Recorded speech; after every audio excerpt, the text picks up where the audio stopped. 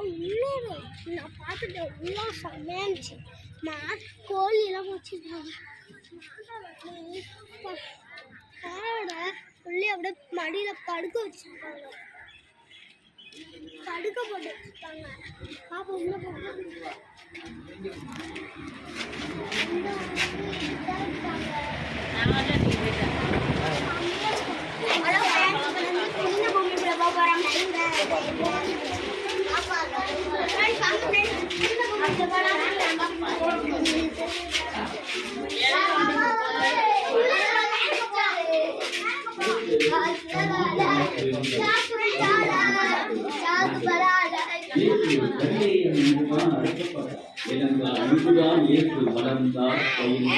அவருடைய பணி இங்குதான் அதிகமாக கலிலேயாவில் நாசரேத் என்பது சிறிய கிராமம். இங்குதான் இயேசு வளர்ந்தார். அவரது வளர்ப்பு தந்தையின் தொழிலான தச்சுக்குறையின் சாமி தேர்வு செய்தார். அவரின் தச்சு குளத்தை தான் நாம் இப்போது பார்த்துக் கொண்டிருக்கிறோம்.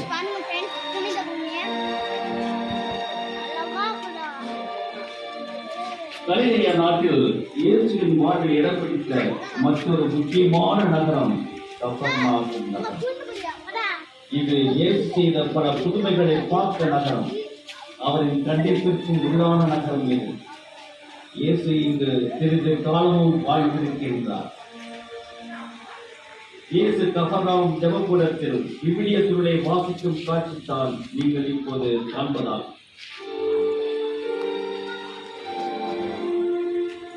இப்போது கப்பர்நாகும் நகரிலிருந்து கலிலேய கடலோரமாய் நகர்ந்து வருகிறது. கலிலேய கடலில் வலை வீசி மீன் பிடித்த மீனவர் இருவருடன் படகில் இயேசு அமர்ந்திருக்கிறார்.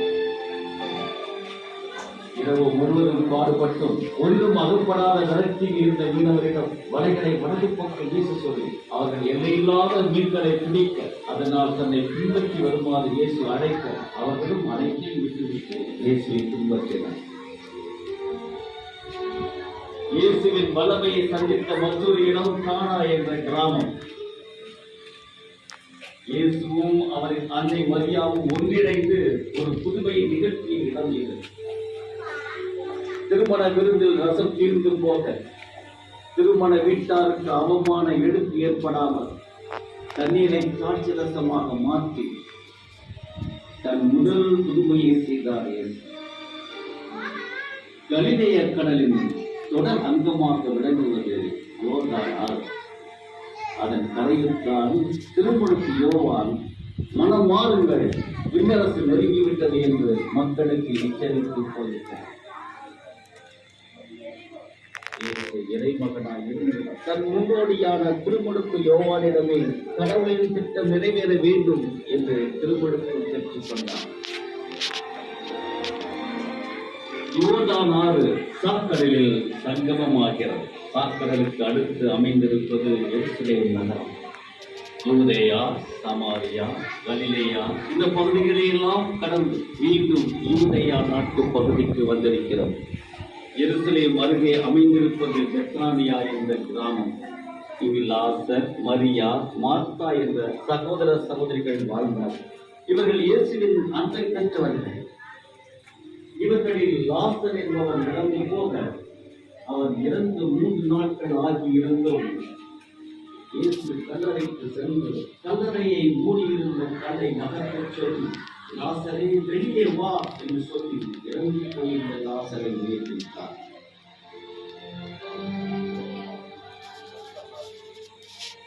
யோர்தான் ஆற்றங்கரையில் அமைந்திருப்பது எரிகோ நகர். எரிகோ நகரில் அருகிலுள்ள கூரான் குகைகளில் எஸ்ஸீன் என்ற துறவியர் வாழ்ந்து வந்திருக்கின்றனர். அவர்கள் தங்களின் முக்கிய பணியாக திருநூலை தோல் சுவடிகளில் படிக்கம் அளித்தனர். அவர்கள் எழுதி வைத்த மிக பழமையான விவிலிய தோல் சுவடிகள் கூரான் குகைகளில் திருவடிவங்களில் வைக்கப்பட்டிருப்பதை நீங்கள் காணலாம். அடுத்து புனித பூமி பயணத்தின் இறுதி கட்டமாக சாக்கடலுக்கு வந்திருக்கின்றோம். இதன் நீரில் உப்பின் அடர்த்தி மிக அதிகம். 34% உப்பினால் தண்ணீரில் மக்கள் மூழ்காமல் மிதந்திடுவர். அன்பர்களே, இதுவரையில் இயேசு பணி செய்த புனித பூமியை சுற்றி ஒரு சிறு பயணம் செய்திருக்கிறோம். இது ஒரு எளிய முயற்சி. அனைத்தையும் இதில் உள்ளடக்க இடமில்லை. இயேசு வாழ்ந்த பகுதிகளை உங்கள் முன் கோடிட்டு காட்டுவதே இதன் நோக்கமாகும். அன்பிற்கு இனியவர்களே, நமது புனித பூமி பயணத்தின் உச்சக்கட்டமாக மாநிலருக்கு வாழ்வின் வழி திறந்து வைத்த இயேசுவின் சிலுவை மரணத்தை சந்திக்க இருக்கிறோம். அவரின் மரண நிகழ்வை உருக்கமாக நோக்குவோம். நமது வாழ்வின் போராட்டங்களை, சோதனைகளை, தேவைகளை சிலுவையில் மறித்த இயேசுவின் பாதத்தில் இப்போது சமர்ப்பிப்போம்.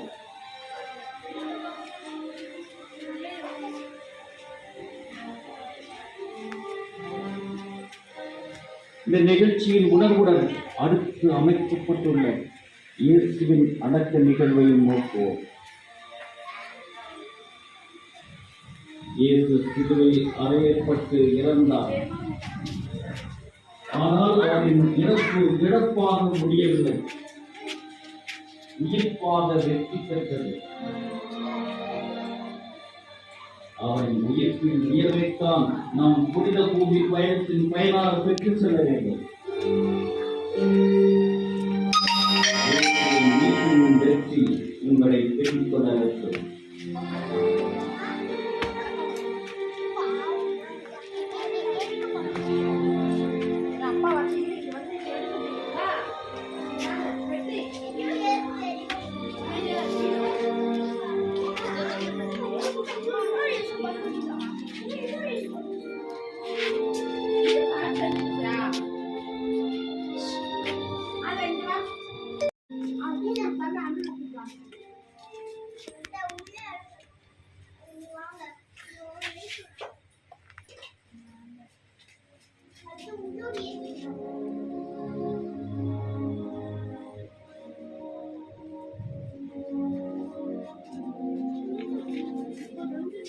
நண்பர்களே, இந்த புனித பூமி உங்களை அன்புடன் நினைக்கிறது. இயேசு பிறந்து வளர்ந்து பணி செய்த புனித பூமியில் நீங்களும் இப்போது ஒரு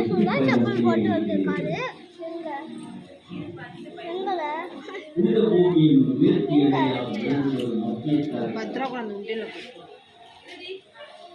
அக்கடலின் ஓரத்தில் இருந்து புனித பூமியை பார்ப்பது போல் இந்த காட்சி அமைக்கப்பட்டிருக்கிறது. புனித பூமியை 3 பாகங்களாக பிரிக்கலாம். யூதேயா நாடு, சமாரியா நாடு, கலிலேயா நாடு. இந்த புனித பூமியில் நீங்கள் முதலடி எடுத்து வைக்கும் இடம் யூதேயா நாடு. யூதேயா நாட்டில் இயேசுவின் வாழ்வில் முக்கிய இடம் பிடித்த 2 இடங்களை இங்கே நாங்கள் முன்வைக்கிறோம். முதலாக இயேசு பிறந்த காலம்